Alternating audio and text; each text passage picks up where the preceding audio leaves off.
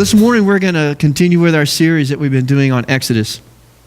We're using Exodus to talk about Lent. Lent is a season that comes before Easter, and it's a time for us to contemplate our own sinfulness and our need for a Savior. And so we kind of are walking through this journey with the Israelites as they leave Egypt, which represents sin, and they make it to the Promised Land. And also we're reflecting on Christ's journey too as he goes toward the cross. And we're getting close to the cross because Easter is coming, isn't it? Next Sunday, believe it or not, is Palm Sunday. And then after that, Easter. I can't believe it's almost here. That's so exciting. So we're looking at this series, and we've talked about how God delivered His people out of Egypt, how He brought them through the Red Sea, one of the most amazing miracles ever, and then brought them to Mount Sinai. They got the law from God, and God did amazing things there. And then they went to the border of the Promised Land. It was time for them to enter into the Promised Land. But there was a problem. We talked about this last week. They did not trust God. And we talked about, do we trust God? Do we really trust the Lord with our life to lead us?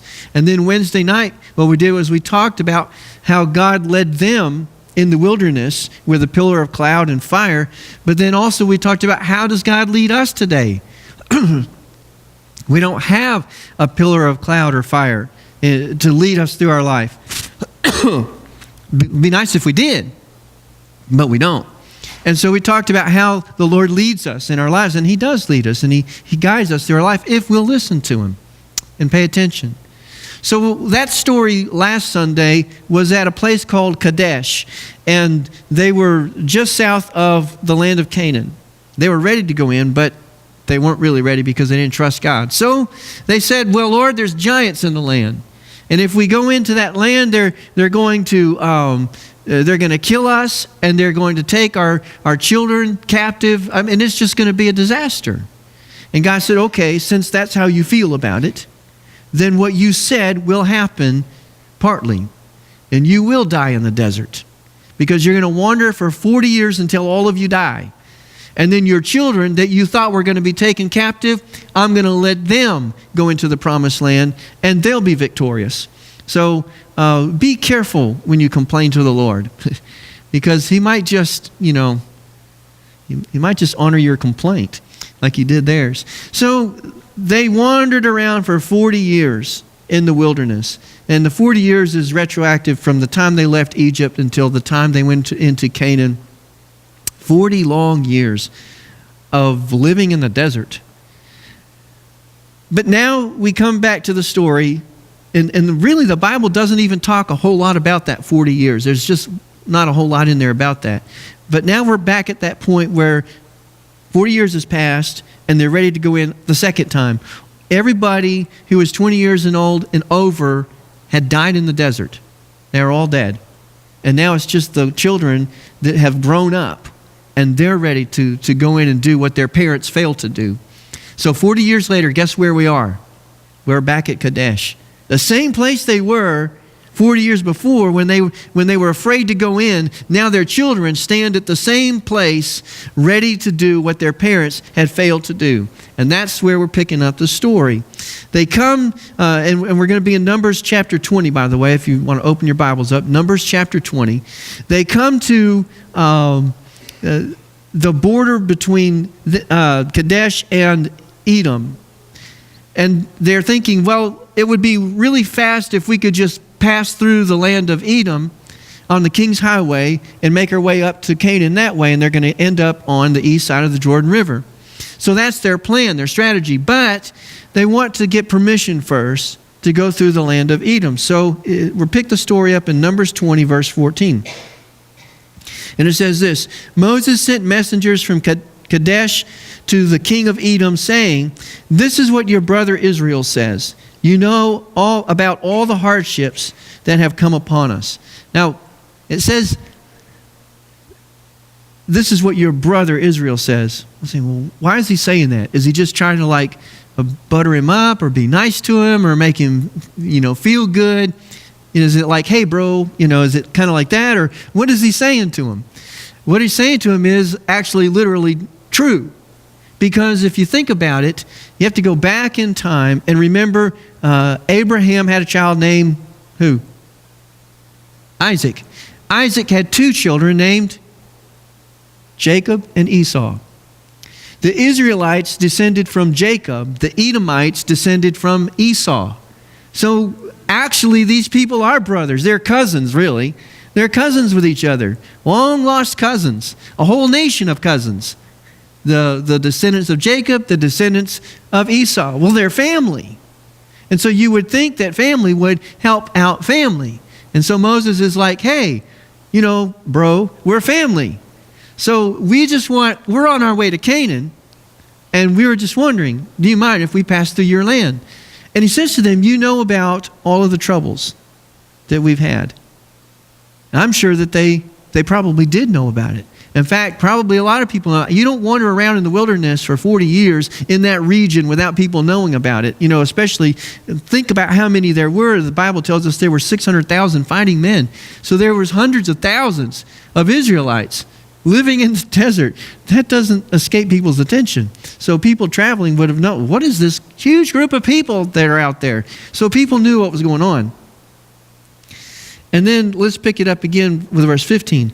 Our ancestors went down into Egypt, and we lived there many years. The Egyptians mistreated us and our ancestors. But when we cried out to the Lord, he heard our cry and sent an angel and brought us out of Egypt. So it's important for them to understand that these guys have been mistreated. And while Edom was living free in their own land, the Israelites were living under bondage. But now that they've been set free, they're ready to go back to their homeland, which is where they came from. Remember, that's where Abraham and Isaac and Jacob all lived, in Israel, in the land of Canaan. And so they're just going home. And so they're like, hey, we're just going home. We've been set free. The Lord brought us out, and he sent an angel to guide us and bring us to this place. And so we pick it up with the rest of verse 16. Now we are here at Kadesh, a town on the edge of your territory. Please let us pass through your country. We will not go through any field or vineyard or drink water from any well. We will travel along the king's highway and not turn to the right or to the left until we have passed through your territory. So he says, hey, look, there was a well-known trade route that went up and down through this region, and it went through their territory. It's called the King's Highway. And he said, we're going to stay on that trade route. We're not going to let our people wander off into your vineyards or into your crops or, take some of your flocks or anything like that. We're not here to pillage your food, because that would have been a genuine concern. Hundreds of thousands of people traveling through your land, and they're not going to wander off and pick some grapes or something. But Moses says, look, we're not here to take food. We're not here to drink your water. We just want to walk through. So it sounds very humble. It sounds like Moses makes this request that sounds like, hey, listen, we just need a helping hand here. We've been beat down, but God is raising us up, and we just want to pass through. Now, what family member would say, oh, yeah, brother, come on through? Well, let's see how they responded. Verse 18. But Edom answered, you may not pass through here. If you try, we will march out and attack you with the sword. Well, that didn't go well. So much for cousins helping cousins, right?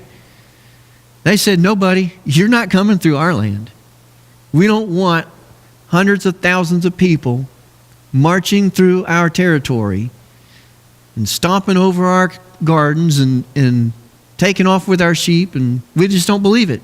And so he sent back another messenger. Verse 19, the Israelites replied, we will go along the main road, and if we or our livestock drink any of your water, we will pay for it. We only want to pass through on foot, nothing else. So he's like, you know what? Even if we're coming through with our herds and our flocks, and they stop to drink at a stream, we'll pay you for it. We'll pay money. Because, you can't stop sheep from stopping and drinking at a stream somewhere, right? And so they're like, we'll pay for anything that we take. Any water we drink, we'll pay you money for it. So the response comes back. Again they answered, verse 20, you may not pass through. Then Edom came out against them with a large and powerful army. Boy, just to add insult to injury, the Edomites say, not only are you not coming through, they bring their troops out and stand at the border and said, now try passing through. Now what do you do? If you're Israel, what do you do? I mean, this is the short way through. If they don't give you permission to go through their land, you've got to go south along the border of their country and go around them. It wasn't like they could just get in their cars, and just drive around their town or take a different train or fly over with a plane. They had to walk. Everybody had to walk. And so they have to walk all the way around with all of their stuff. What do? You ever have somebody treat you this way? I mean, you come to them and you say, you're trying to be nice. You lay everything out and you say, look, I want to be fair and honest about this, and I'm going to do this the right way, and everything's going to be taken care of. And if something goes wrong, I'll be responsible. I'll pay for it. And then they turn around and like a mad dog, bite your arm off. What do you do when someone treats you that way? I mean, it's kind of like it catches you off guard, doesn't it? You just don't expect it because you come nice about it and you're trying to be kind, and they're not having any of it. They don't want to return kindness for your kindness. How are we supposed to respond in a situation like this? Well, a lot of times our tendency is to defend ourselves. And maybe we get our feathers ruffled, and maybe we raise our voice a little bit. And maybe you say, well, I thought you were not like that. I thought you were going to be nice about this, but, so we don't want to do this the nice way, so we want to do this the hard way. Is that what it's going to be? We can't go that route, can we? We'll get into trouble. Well, let's see how the Israelites responded to this kind of thing. Verse 21, since Edom refused to let them go through their territory, Israel turned away from them. They walked away. They did not get into a battle or a skirmish. It was one of those situations where you can look at it and say, well, okay, one of two things happened. Israel chickened out when they saw all their troops and turned with their tails tucked between their legs. Or Israel took the high ground and decided not to enter into a conflict that wasn't theirs. Who would have been the aggressor? It would have been Israel. Oh, yeah? Oh, I don't care if it is your land. We're coming through whether you like it or not. We can't have that attitude. And so Moses knew, and the Israelites knew, that if they denied them permission, they were just going to have to walk around. So that's what they did. They walked around to the south and then headed north. And just so that you know, it wasn't that Israel could not have fought them. I believe that if they had had a battle and God had directed them to do it, Israel would have won. Because not long after that, as they marched north, they came to the land of the Amorites. The Amorites lived on the east side of the Jordan River, and it was part of the territory that God had said would end up belonging to Israel. So they come to the border of the Amorites, and we have an interesting story. Verse 21, Israel sent messengers to say to Sihon, king of the Amorites, let us pass through your country. We will not turn aside into any field or vineyard or drink water from any well. We will travel along the king's highway until we have passed through your territory. That sounds familiar, doesn't it? So they're trying this again. Okay, we'll try this the nice way. I know it didn't work out last time, and they were family. The Amorites are not family. They're not family. They're not related to them. And so, how do you think they're going to respond? Verse 23. But Sihon would not let Israel pass through his territory. He mustered his entire army and marched out into the wilderness against Israel. When he reached Jahaz, he fought with Israel. Not only did he say no, he brought his troops out and said, oh, we'll fight you for it.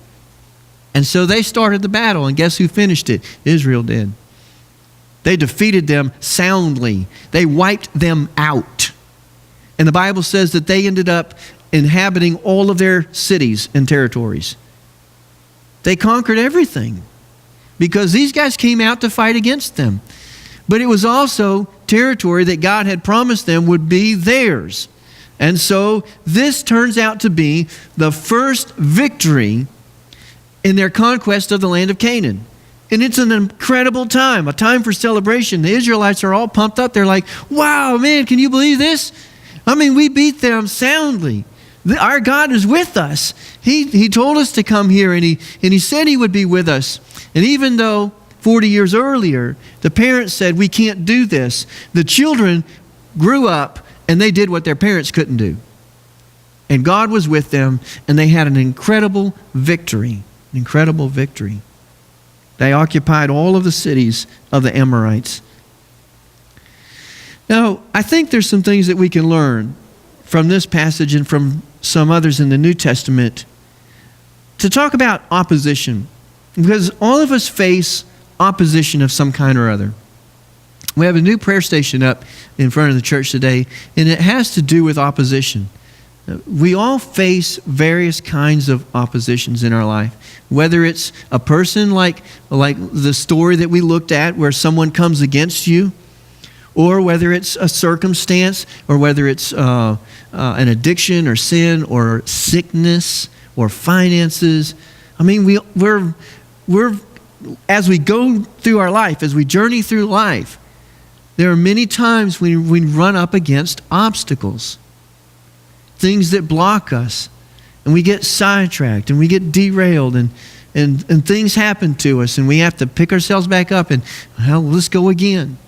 So we find ourselves dealing with opposition no matter who we are. You could be the nicest person.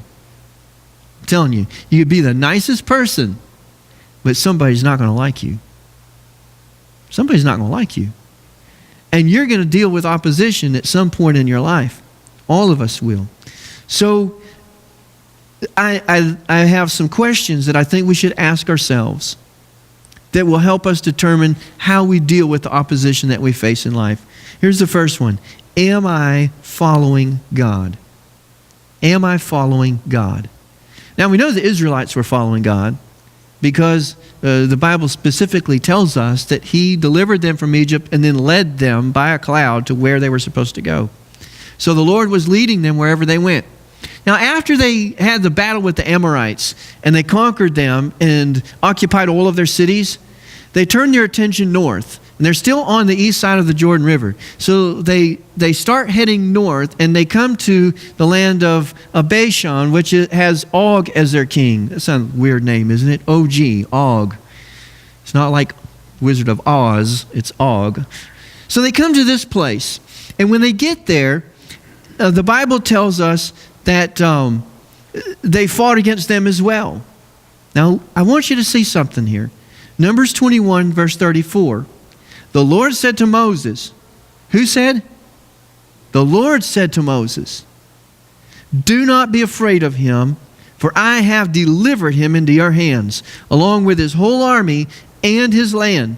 Do to him what you did to Sihon, king of the Amorites, who reigned in Heshbon. So here we have God specifically telling them, go to battle and don't be afraid. Go to battle and don't be afraid. Are we following God's direction in our life? If we run up against opposition because of the fact that we're doing what God said to do, I can tell you something. God is with us. God is with us. And if He told us to go somewhere, He's going to be with us. If He told us to do something, He will help us. So God says to Moses, don't you be afraid of these guys. Don't be afraid of them. I have already given you the battle. Already given you the battle. Now, in the New Testament, Jesus talked about opposition. In Matthew 5:10, which is where we find the Beatitudes, it says this, blessed are those who are persecuted because of righteousness, for theirs is the kingdom of heaven. That phrase, because of righteousness, is very important. Blessed are those who are persecuted because of righteousness. If you're doing what's right, if you're following God, if you're doing God's will, and yet you still face opposition and people come against you, God says you're blessed. You're blessed. There are times when you and I face opposition for believing in Jesus and doing what we're supposed to do and doing the right thing, and people still come against us and still hurt us. But God says, you're blessed. In a situation like that, we are blessed by Him. Now, think of it this way. Suppose you go up to a 250-pound linebacker, and you walk up to him and you say, "Hey, you pipsqueak, you don't know anything about football. You wouldn't know a block from a pass if it hit you in the face." As he was beating you to the ground into a bloody pulp, I think God would look down and say, "Man, that was not smart." That was just not smart. Sometimes we bring opposition on ourselves because we deserve it. We deserve it. So when Jesus says, "Blessed are those who are persecuted because of righteousness," that little phrase, "because of righteousness," is super important. We need to make sure we're in the right. Make sure that we're doing what God said to do. And if we are doing what God said to do, then we can be certain that God will be with us. In fact, there's a great passage in Romans 8:31, something that Tina read this morning for our passage today during worship. "What then shall we say in response to these things? If God is for us, who can be against us?" If God is for us, who can be against us? So we want to make sure that we are on God's side, that we're doing what God called us to do, and that we're following Him and being led by Him. Okay, so that brings us now to the next question that I want to pose. First is, am I following God? And the second one is this: am I taking this personally when I really shouldn't be?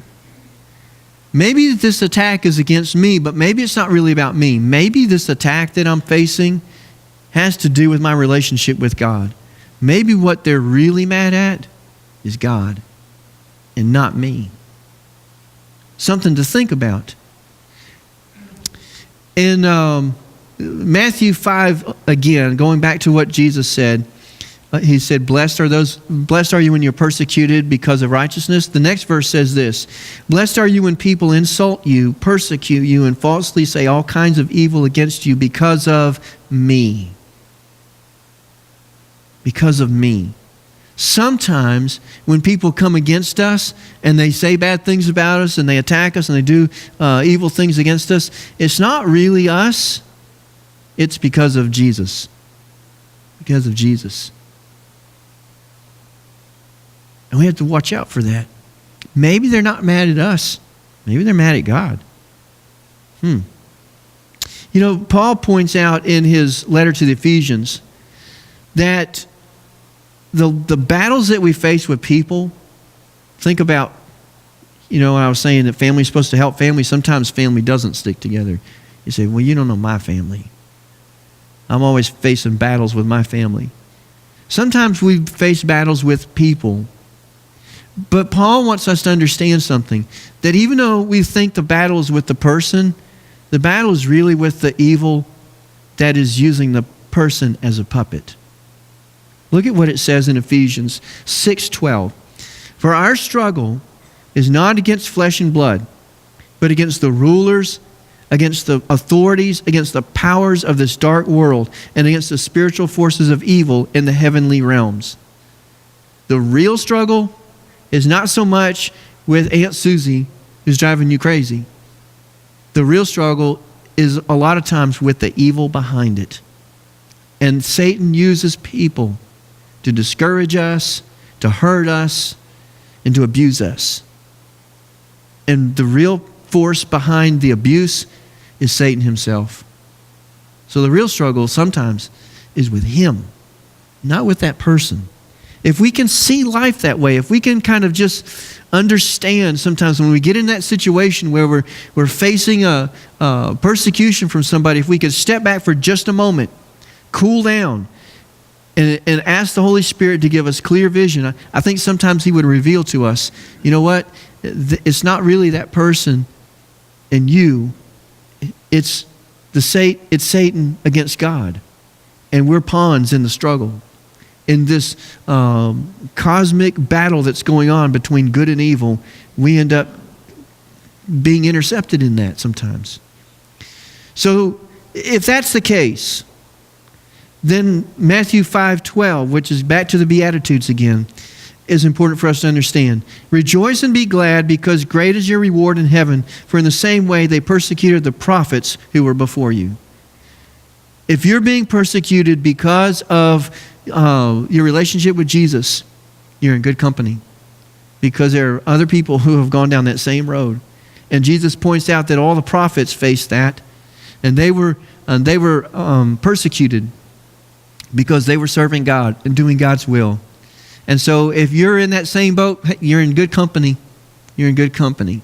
Remember last week we talked about that whole idea of the roll call of faith in Hebrews 11, where there's all these people who have gone before us and they served God and they had great faith and trusted in Him. And then the writer says in Hebrews chapter 12 that it's like we're being surrounded by a stadium full of people cheering us on. Well, that's supposed to talk about faith and being, having faith in God. Well, look at the same idea from the perspective of being persecuted or facing opposition. If we're doing God's will and following Him, and the battle's not really about us, it's really about our relationship with Jesus, we're in good company. Because there are a lot of other people that have been down that road and faced that same thing. The prophets faced it, and Jesus faced it. Jesus faced incredible opposition, and in fact, His opposition brought Him to the cross. People hated Him, and it caused His death. That's why He died on the cross. Now, we know the real purpose was so that He could pay for our sins. But the instrument that got Him to the cross was hatred. Hatred and jealousy of people who did not like Jesus. So much so that they were willing to kill Him to satisfy their own envy and jealousy and hatred. Wow. Some people you will never make happy. Can I just say that? Some people are just going to hate you. In the words of Taylor Swift, a hater's going to hate. Shake it off. Shake it off. Right? Just go on. Don't worry about it. Sometimes the battle's not really with you, it's with God. Okay, so the first question is, am I following God? The second question is this something that I'm taking personally when I shouldn't be? Is it really about me, or is it about my relationship with Jesus? The third thing is this. Is this a distraction designed to get me off course? Is this a distraction designed to get me off course? Sometimes what the enemy does is he comes against us to kind of get us off our journey with Jesus. He wants to derail us and keep us from following Christ. When the Israelites ended up on the border with the Edomites, and they were saying, hey guys, can we just walk through your land?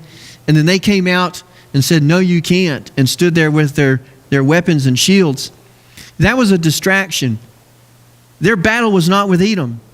God had never said to them, battle with Edom. God never said, you can have their territory. He didn't tell them they could have that territory. It wasn't theirs. It didn't belong to them. They were only asking permission to walk through. And so if they had engaged in that battle, it would have been a distraction that took them off course from being where they were supposed to be. They would not have been victorious. They would not have been successful. They would have lost people in the battle. And they would have been less prepared for the battle that was ahead of them. The real purpose of their mission. You see, the enemy wants to take all of your strength away before you get to the real purpose of what you're trying to do. He wants to get you caught up in petty things that will distract you from what you're really supposed to be doing. Don't let the enemy do that to you. Jesus faced the same thing. Jesus faced the same thing. Luke chapter 20, there's a story, one of many stories, where the Pharisees came against Jesus and tried to distract him and tried to get at him. Here's what it says. Luke 20, 1-2 says this. One day as Jesus was teaching the people in the temple courts and proclaiming the good news, the chief priests and the teachers of the law, together with the elders, came up to him. Tell us by what authority you are doing these things, they said. Who gave you this authority? So they're wanting to get at Jesus, kind of create conflict and division among the people. Yeah, you're doing all these great things, but whose authority? whose authority do you have to do all this stuff? So Jesus decided to pose a question to him. Verses 3 and 4. He replied, I will also ask you a question. Tell me, John's baptism, was it from heaven or of human origins? Wow. This was actually a no-win scenario for them. They didn't know how to answer this question because the people loved John the Baptist. But you see, if they admitted that John the Baptist's ministry was from God, which is what all the people believed, they would have to admit that Jesus was right because John was promoting Jesus. But if they said, no, we don't believe John's baptism is from God, then they would have had all the people mad at them. So they were like, there was nothing they could do. They didn't know what they could do. And so instead of answering the question, they just said to Jesus, we don't know. We don't know. They tried to just, push it off. So Jesus said, verse 8, neither will I tell you by what authority I'm doing these things. You see, Jesus could have told them. It didn't have to go that way. Jesus could have just said, well, I'll tell you by whose authority I do this. But what would have happened? It would have just simply raised up more conflict and arguments. There was not going to be a satisfactory answer. The Pharisees would have argued with him no matter what he said. It would have just given them more fuel to stir up controversy and division and hurt the ministry that Jesus was doing. He was teaching the people and touching the people's lives. And he didn't need this distraction to keep him off course from where he was going. And so Jesus used a creative method to just not answer their question. You know what? We don't have to answer everybody. We feel that way though, don't we? We feel like we need to defend ourselves and say, well, I'll tell you why I did that. Now, sometimes we do need to answer. Sometimes we need to answer for ourselves, but there are times when people are only trying to provoke you and stir up an argument, and there are times when we just need to walk away. Just like the Israelites walked away from Edom, and Jesus refused to answer the question, there are moments when we just need to shake the dust off your feet, walk away. It's not worth it. Some battles are not worth fighting. Some battles are unnecessary and they derail you and they get you into trouble. There's another story that I love that goes along with this. It's the story of Nehemiah. In Nehemiah chapter 6 is where I'm going to read in just a minute. Nehemiah, that occurs in history many years after the Exodus. In fact, the Israelites had been living in Egypt for a long time. Living in Israel for a long time, and they sinned against God, and so God sent in their enemies and took them captive, and so they had left their land, and now they were living in the land of Persia.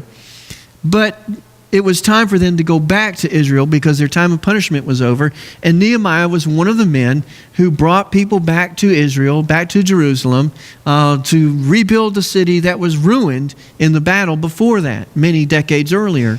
And so he was in Jerusalem helping to rebuild the broken walls of the city.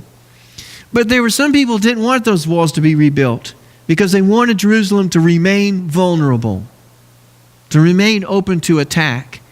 And one of those guys was a man named Sanballat, and he was always trying to stop the work, and he was always trying to cause problems for Nehemiah.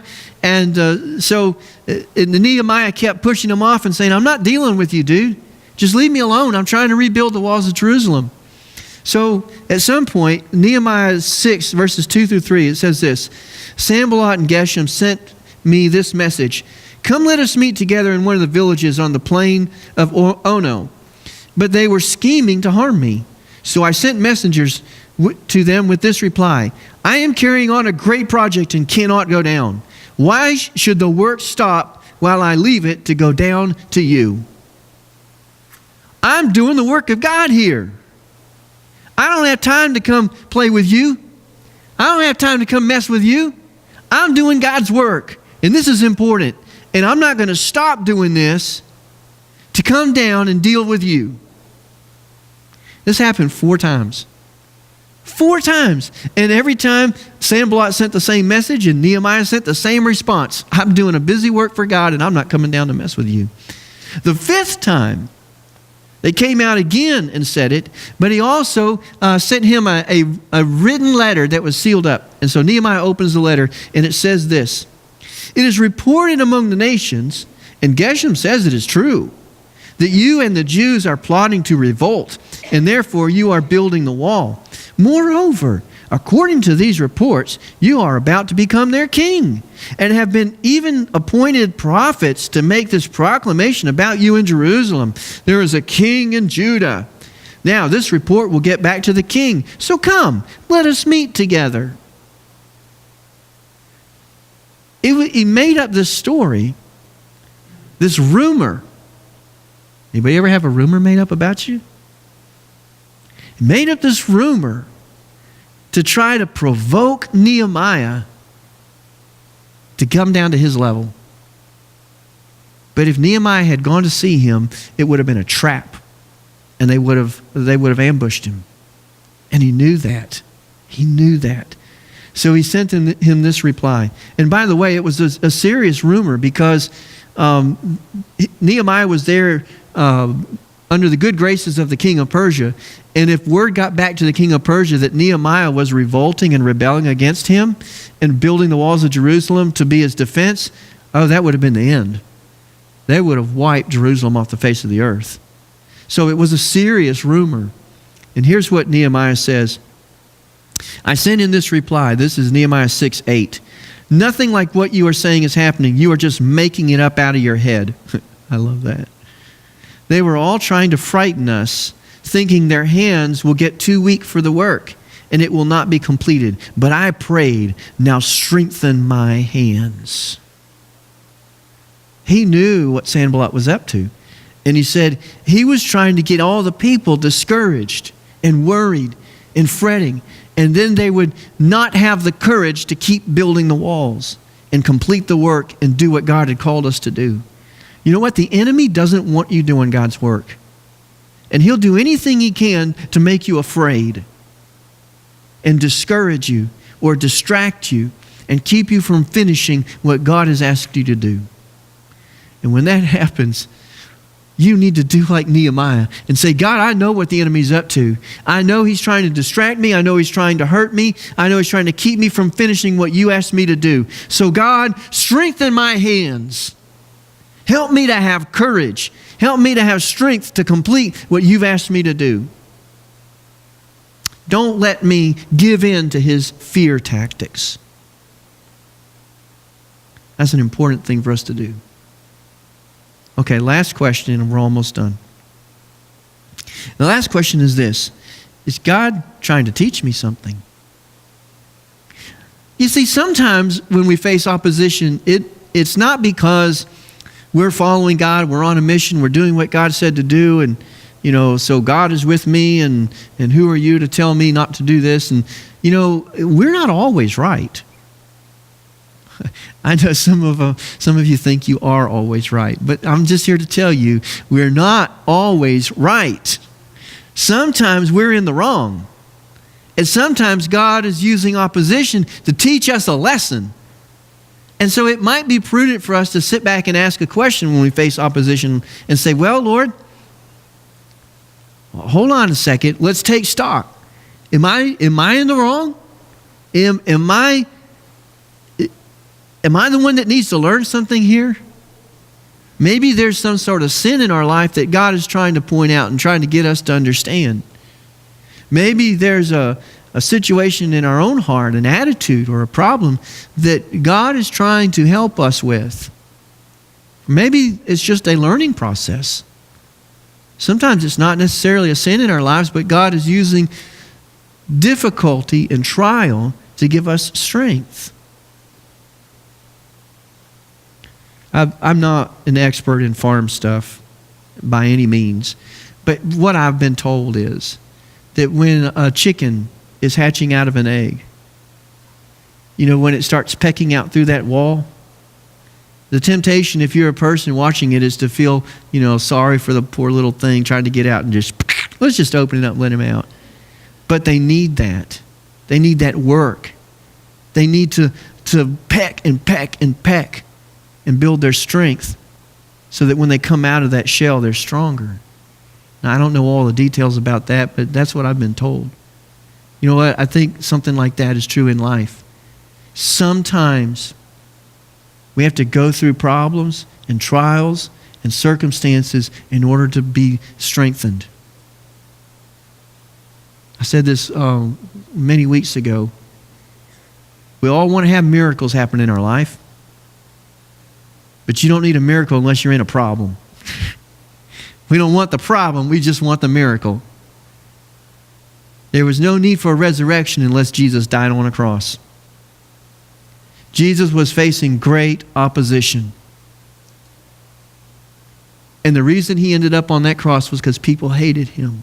And they beat him till he was almost dead before he even hung on the cross. But he had to do that for you and I to be saved. And for us, sometimes we have to go through trials or problems or difficulties in order for us to be strengthened. Recently, Jan and I went to the store and we picked up a home exercise machine. So I expect in a few weeks, Jan and I are just going to be really buff. I mean, you're all going to be jealous, right? But here's the thing. That having the machine in the house will not help us to get fit. We have to sit down and do the work. We got to lift the weights and we got to do all the stuff and we got to ride the bike. You got to do the work. And when you do that, guess what happens? It hurts. It hurts. But without that pain, there's no gain, right? I mean, the same thing is true in our Christian walk. Your whole Christian walk doesn't have to be a walk of pain. There's wonderful, glorious things that happen at being a Christian. But every now and then, we're going to go through a trial. But the trial is not always designed to kill us. Sometimes it's just designed to help us get stronger.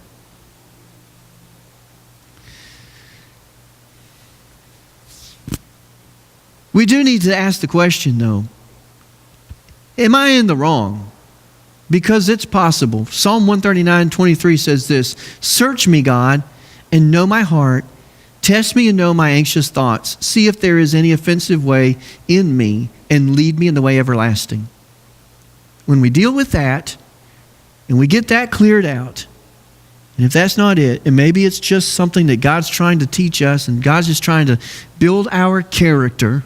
Don't we love that? God's building our character and making us stronger. Then I think we need to go back to what we heard read this morning during the worship time. Romans 8:31.